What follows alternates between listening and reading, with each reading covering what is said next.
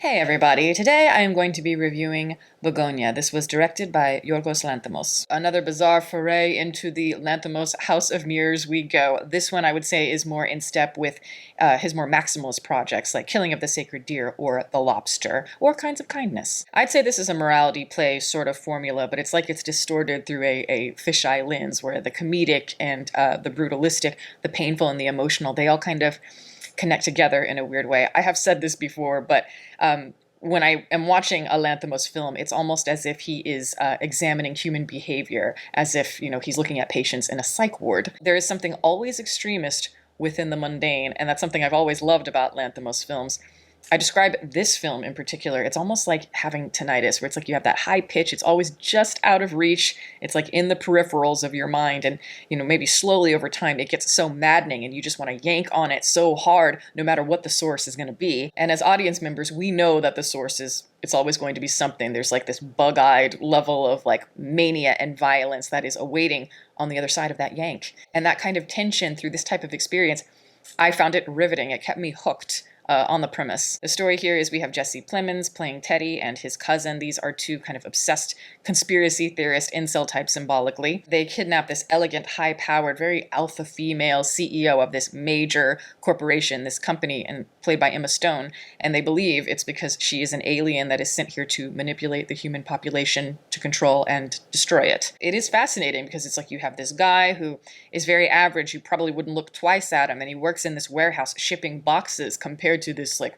wealthy, privileged, highly educated woman. And the movie loves to play around, I think, with the power dynamics between the two. Often through black on black comedy, let me tell you. I found myself smirking a lot during this movie. I was never outright laughing, but always kind of lightly amused. Lanthimos knows, I think, how to communicate his vision where it is reflected in every single department, from like the musical score as an example to the cinematography. I love the colors here. There's a tartness to them. It's reminiscent a little bit of like Technicolor, but it's not quite that. And there's also a richness to the quality of the film. It's like there's a darkness and a murkiness to a lot of the shots, and yet there's also a lot of detail at the same time. So I love that. The aspect ratio is a little bit off, and obviously he always uses those kind of Kubrickian dolly shots. So it's like Yorgos Lanthimos is always just ticking things up several notches above everybody else. And he isn't afraid to play around in some of these large, kind of overwrought artistic symbols, in my opinion, sometimes. I think the more he can find an intimacy within that,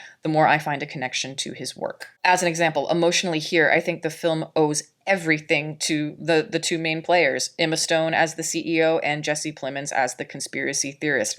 I think Lanthimos clearly trusts them as actors, as performers, and they work so beautifully as just like the color on the canvas. I am a huge Jesse Plemons fan. I think a lot of people are. He's always been wonderful as that kind of deadpan, more naturalistic performer, but I always saw him maybe more destined to become the supporting player. There's something to those beady eyes and that minimalistic style of performance that I think works the best when he is the odd one out in a realistic setting. But I have to admit, within the world of Lanthimos, I wasn't necessarily sold on Plemons' Kinds of Kindness as an example last year. It wasn't a bad performance at all, but just compared to everybody else, I felt it registered as flat. It's like he couldn't quite find the balance, that unique angle between the comedy and the drama, the way that Emma Stone does or Willem Dafoe. But I think when you give Plemons layers within that simplicity and within those deadpan type of characters that he plays, that's when he works best. And here I thought he carried the film beautifully. This is where he understood the humor and the pain and the emotional stagnation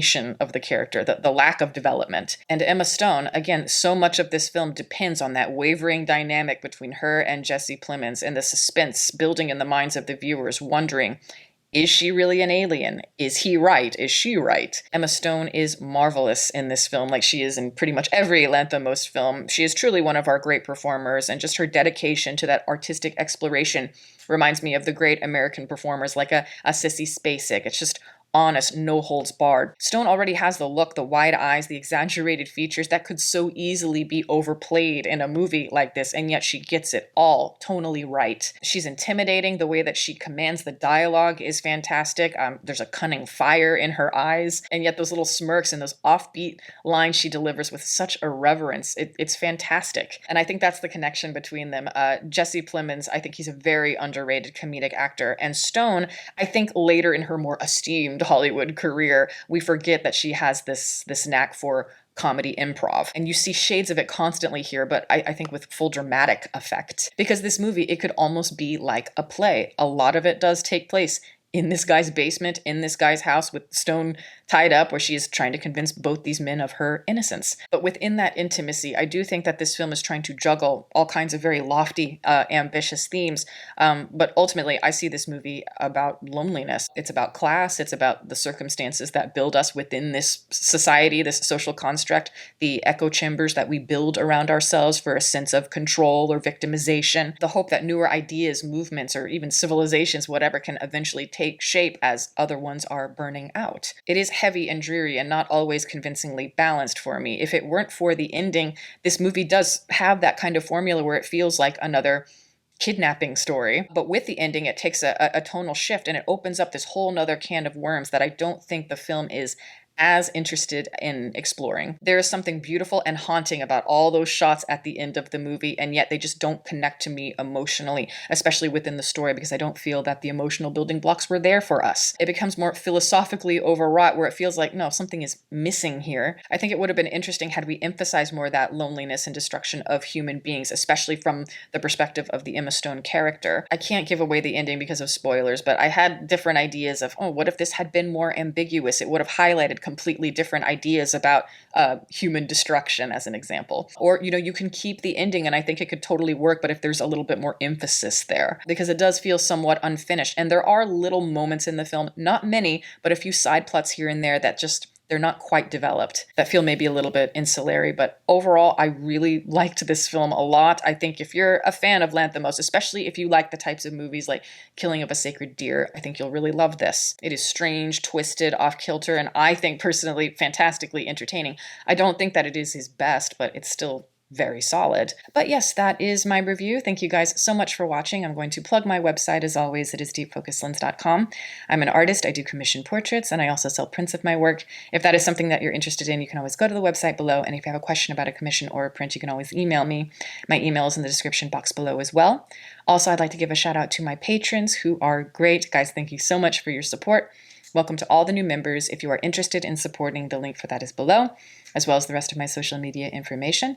You can watch more videos here, and you can subscribe if you'd like. Catch you next time.